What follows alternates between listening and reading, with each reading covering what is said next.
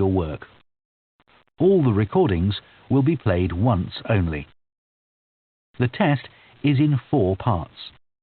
At the end of the test, you will be given 10 minutes to transfer your answers to the answer sheet. Now turn to Part 1.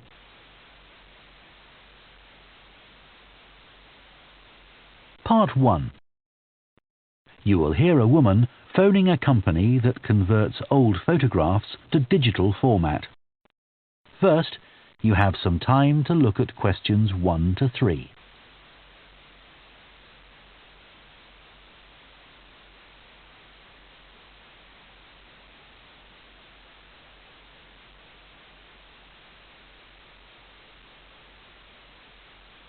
Now listen carefully and answer questions 1 to 3. Hello, Picture Rep. Can I help you? Oh, hi. I saw your advertisement about copying pictures to disk, and I'd like a bit more information about what you do. Sure. What would you like to know? Well, I've got a box full of old family photos that's been up in the attic for years. Some of them must be 50 or 60 years old, and I'd like to get them converted to digital format. Sure, we can do that for you. Right. And what about size? The photos are all sorts of sizes. Are there any restrictions? Well, the maximum size of photo we can do with our normal service is 30 centimetres, and each picture must be at least 4 centimetres. That's the minimum we can cope with. Well, that should be fine. And some of them are in a frame. Should I take them out before I send them? Yes, please. We can't copy them otherwise. And also the photos must all be separate. They mustn't be stuck into an album. OK, that's not a problem. So, can you give me an idea of how much this will cost? I've got about 360 photos, I think. We charge £195 for 300 to 400 photos for the basic service. OK, and does that include the disc? Yes, 1 disc, but you can get extra ones for £5 each. That's good. So, do I need to pay when I send you the photos? No, we won't need anything until we've actually copied the pictures. Then we'll let you know how much it is, and once we've received the payments, we'll send the parcel off to you. Right. Before you hear the rest of the conversation, you have some time to look at questions 4 to 10.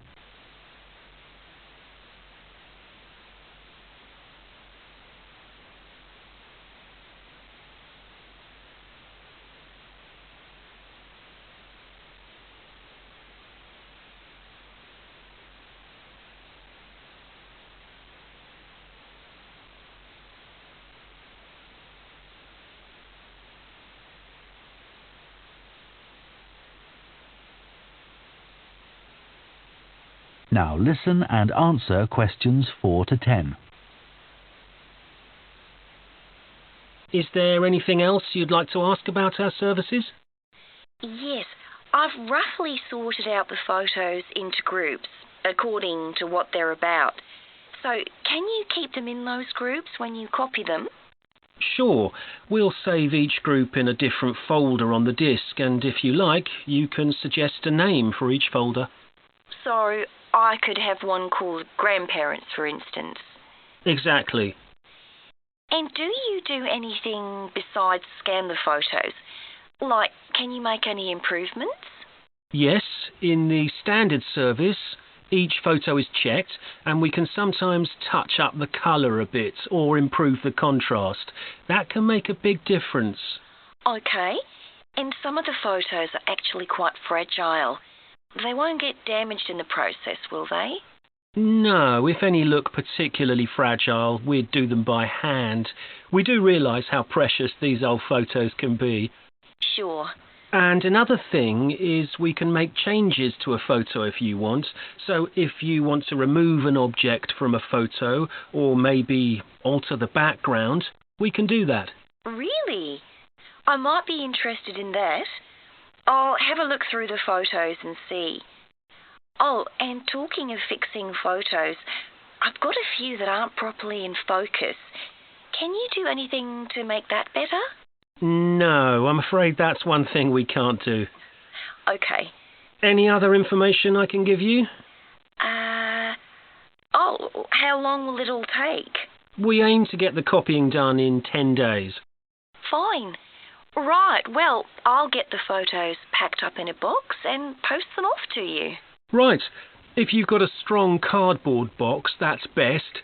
We've found that plastic ones sometimes break in the post. Okay. Right, thanks for your help. Bye. Bye. That is the end of Part 1. You now have half a minute to check your answers to Part 1.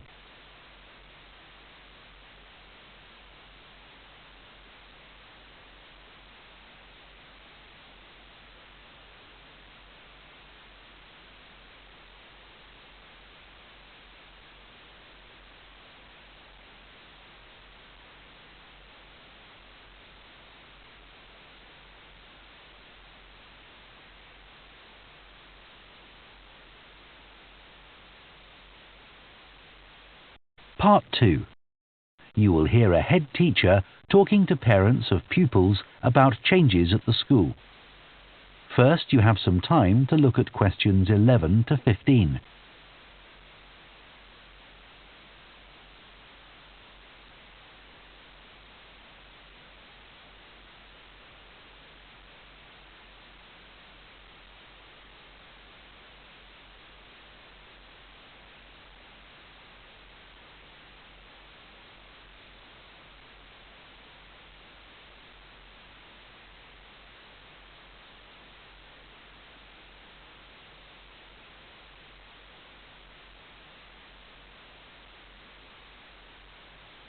Now listen carefully and answer questions 11 to 15. Good morning, and thank you for coming here today. I'd like to bring you up to date with changes in the school that will affect your children. As you know, the school buildings date from various times, some from the 1970s, some from the last 5 years, and of course Dartfield House is over a century old.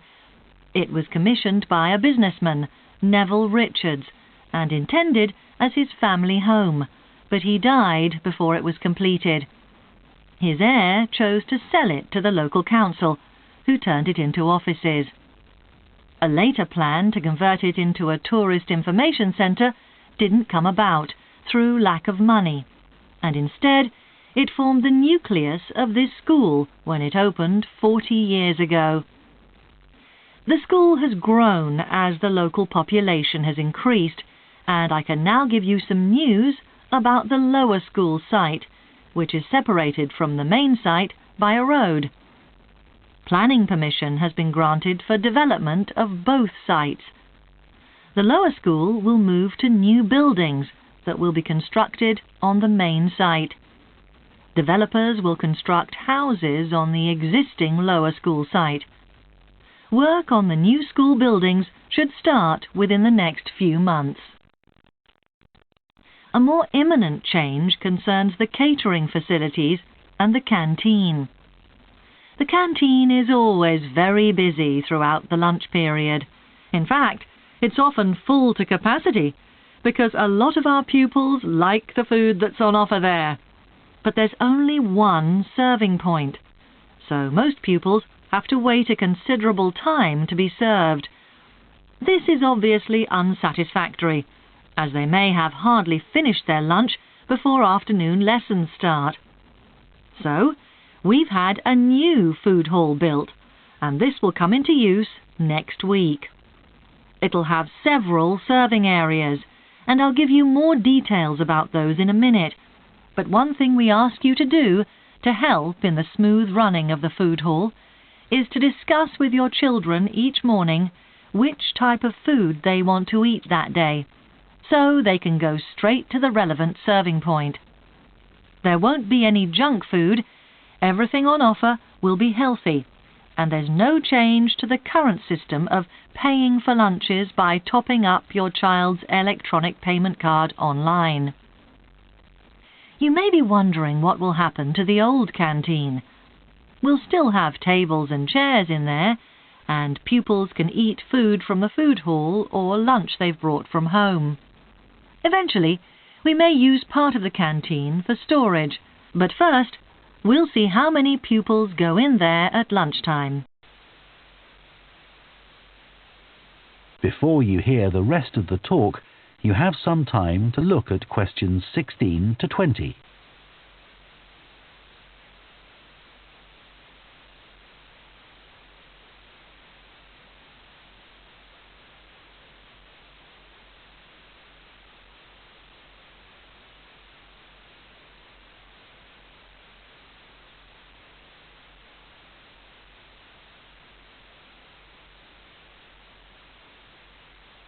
Now listen and answer questions 16 to 20. OK, back to the serving points in the food hall, which will all have side dishes, desserts and drinks on sale, as well as main courses. One serving point we call World Adventures. This will serve a different country's cuisine each day. Maybe Chinese one day, and Lebanese the next. The menus will be planned for a week at a time, so pupils will know what's going to be available the whole of that week. Street life is also international, with food from 3 particular cultures. We'll ask pupils to make suggestions, so perhaps sometimes there'll be food from Thailand, Ethiopia and Mexico, and then one of them will be replaced by Jamaican food for a week or 2. The Speedy Italian serving point will cater particularly for the many pupils who don't eat meat or fish. They can be sure that all the food served there is suitable for them. There'll be plenty of variety, so they shouldn't get bored with the food. OK, that's all on the new food hall. Now, after-school lessons. These are very popular with pupils, particularly swimming. In fact, there's a waiting list for lessons. Cycling is another favourite, and I'm delighted that dozens of pupils make use of the chance to learn to ride in off-road conditions. It means that more and more cycle to and from school every day. As you know, we have a well-equipped performance centre, and we're going to start drama classes in there too. Pupils will be able to join in just for fun, or work up to taking part in a play. We hope to put on at least one a year.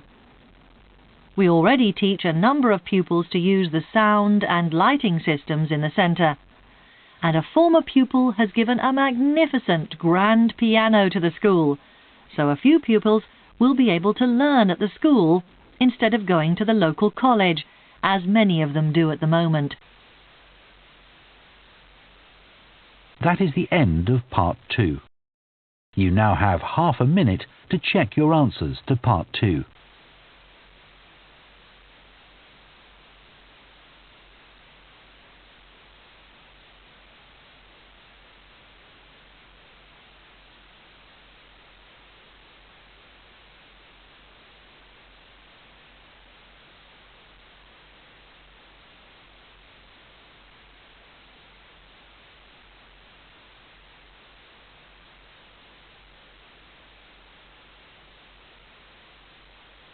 Part 3.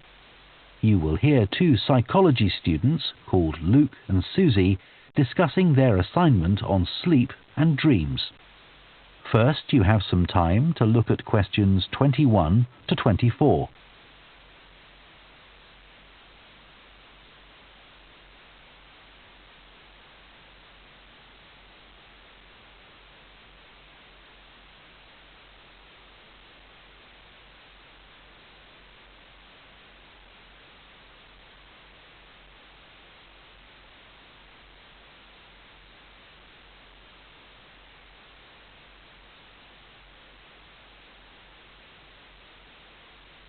Now listen carefully and answer questions 21 to 24.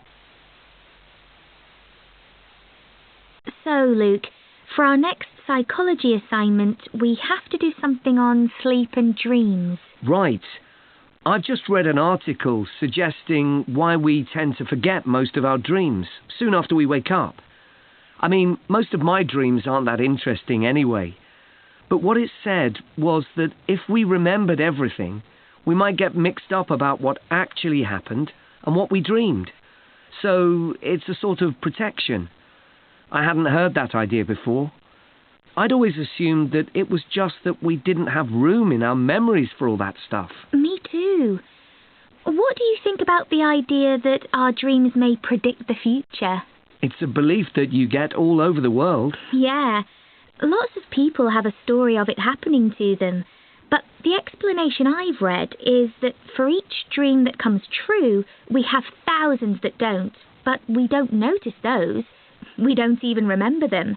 We just remember the ones where something in the real world, like a view or an action, happens to trigger a dream memory. Right.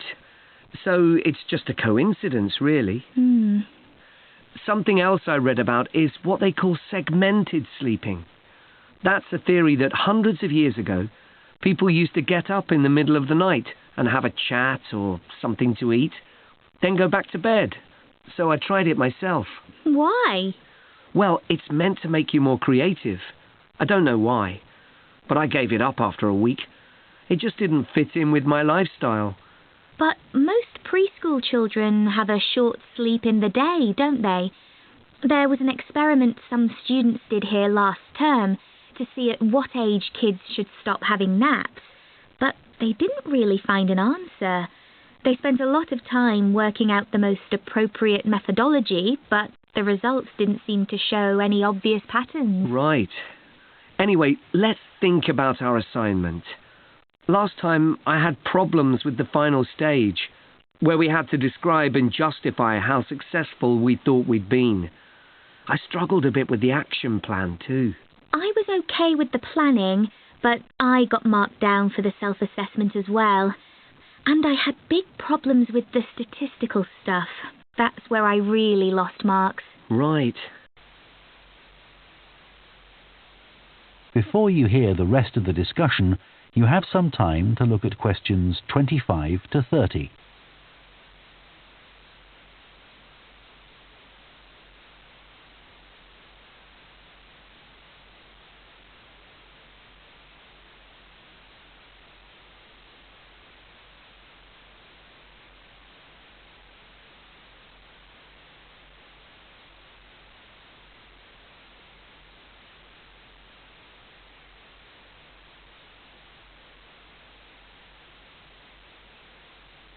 Now listen and answer questions 25 to 30. So, shall we plan what we have to do for this assignment? Okay. First, we have to decide on our research question. So, how about, is there a relationship between hours of sleep and number of dreams? Okay. Then we need to think about who we'll do the study on.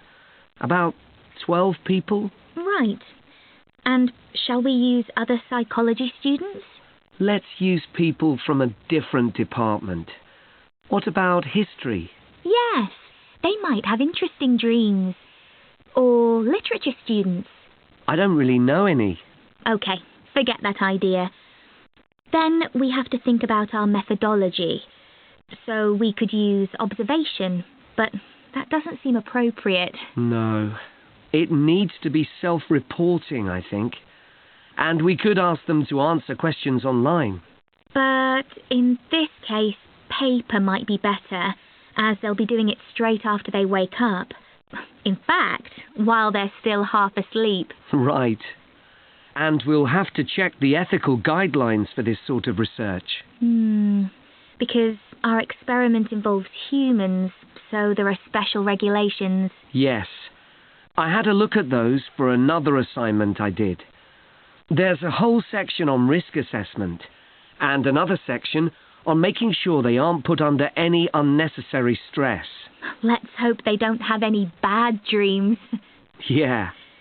Then, When we've collected all our data, we have to analyse it and calculate the correlation between our two variables. That's time sleeping and number of dreams, and then present our results visually in a graph. Right, and the final thing is to think about our research and evaluate it. So that seems quite straightforward. Yeah. So now let's get started. That is the end of Part 3. You now have half a minute to check your answers to Part 3.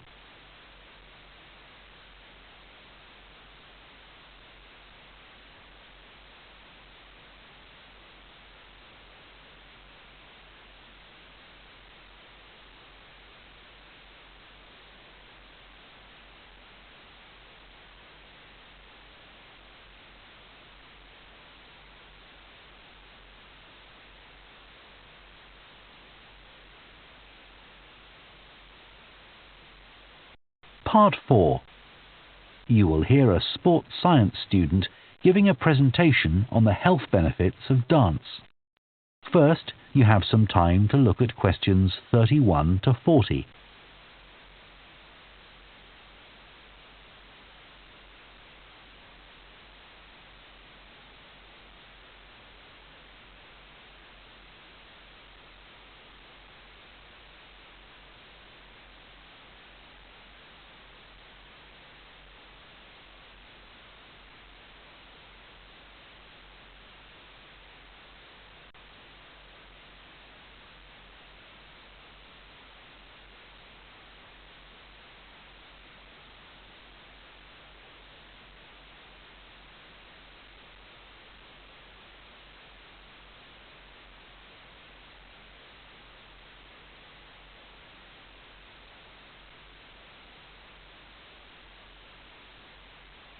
Now listen carefully and answer questions 31 to 40. Dancing is something that humans do when they want to have a good time. It's a universal response to music found in all cultures. But what's only been discovered recently is that dancing not only makes us feel good, it's also extremely good for our health. Dancing, like other forms of exercise, releases hormones, such as dopamine, which make us feel relaxed and happy. And it also reduces feelings of stress or anxiety.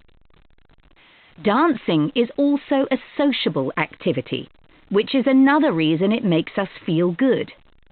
One study compared people's enjoyment of dancing at home in front of a video with dancing in a group in a studio. The people dancing in a group reported feeling happier, whereas those dancing alone did not. In another experiment, university researchers at York and Sheffield took a group of students and sent each of them into a lab where music was played for 5 minutes. Each had to choose from 3 options: to sit and listen quietly to the music, to cycle on an exercise bike while they listened, or to get up and dance. All were given cognitive tasks to perform before and after. The results showed that those who chose to dance showed much more creativity when doing problem-solving tasks. Dr. Lovett at the University of Hertfordshire believes dance could be a very useful way to help people suffering from mental health problems. He thinks dance should be prescribed as therapy to help people overcome issues such as depression.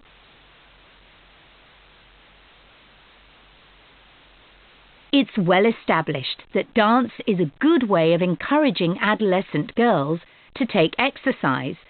But what about older people? Studies have shown that there are enormous benefits for people in their 60s and beyond. One of the great things about dance is that there are no barriers to participation. Anyone can have a go, even those whose standard of fitness is quite low. Dance can be especially beneficial for older adults who can't run or do more intense workouts, or for those who don't want to. One 2015 study found that even a gentle dance workout helps to promote a healthy heart. And there's plenty of evidence which suggests that dancing lowers the risk of falls, which could result in a broken hip, for example, by helping people to improve their balance. There are some less obvious benefits of dance for older people too. One thing I hadn't realised before researching this topic was that dance isn't just a physical challenge. It also requires a lot of concentration, because you need to remember different steps and routines. For older people, this kind of activity is especially important because it forces their brain to process things more quickly and to retain more information. Current research also shows that dance promotes a general sense of well-being in older participants, which can last up to a week after a class. Participants report feeling less tired and having greater motivation to be more active and do daily activities such as gardening or walking to the shops or a park. Ballroom or country dancing, both popular with older people, have to be done in groups. They require collaboration and often involve touching a dance partner, all of which encourages interaction on the dance floor. This helps to develop new relationships and can reduce older people's sense of isolation, which is a huge problem in many countries. I also looked at the benefits of Zumba. 15 million people in 180 countries now regularly take a Zumba class, an aerobic workout based on Latin American dance moves.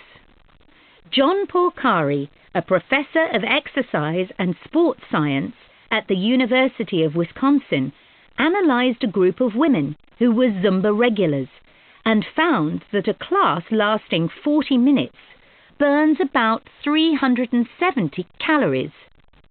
This is similar to moderately intense exercises like step aerobics or kickboxing.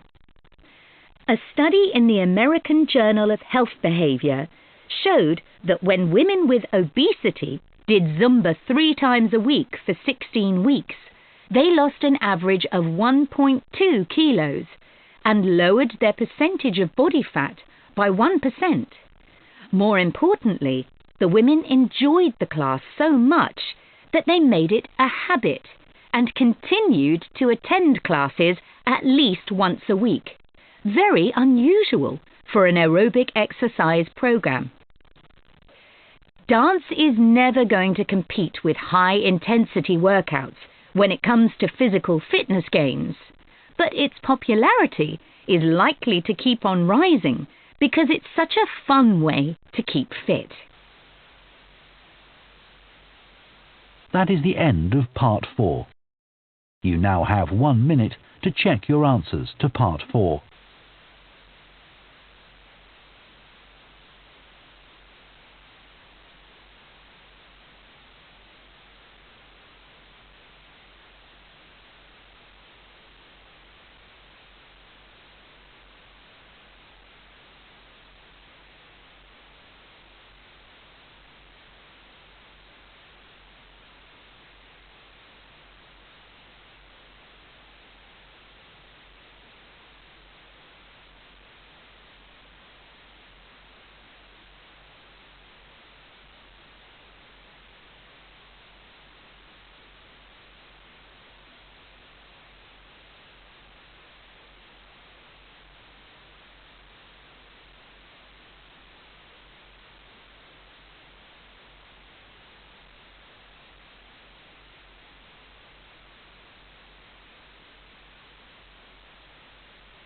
That is the end of the listening test.